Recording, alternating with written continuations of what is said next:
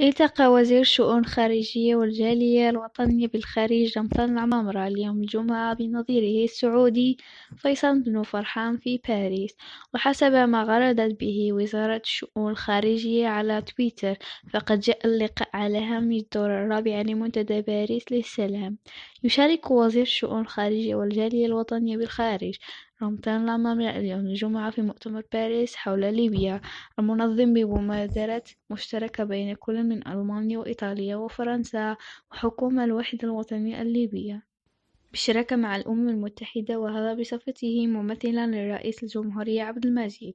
وحسب بيان وزارة الخارجية فإن هذا المؤتمر سيجمعه رؤساء دول وحكومات بلدان جواز ليبيا، بالإضافة إلى ذلك الدول المشاركة في مسار برلين.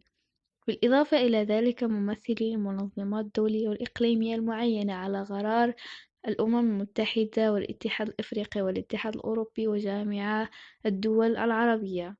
ويأتي قرار مشاركة الجزائر في هذا الموعد تجسيدا لالتزام السلطات العليا في البلاد وعلى رأسها رئيس الجمهورية بمواصلة الجهود التي تبذلها بلادنا لمرافقة ومساعدة الأشقاء الليبيين في تنفيذ خارطة الطريق السياسية التي سطرتها الأطراف الليبية من أجل إنهاء الأزمة واستعادة الأمن والاستقرار عبر تسديد أولويات المرحلة الحالية، ومتمثلة في تحرير الاستحقاقات الانتخابية المرتقبة في غصون الشهر المقبل وانسحاب المرتزقة والمقاتلين والقوات الأجنبية، وتوحيد المؤسسات وتحقيق المصالح الوطنية.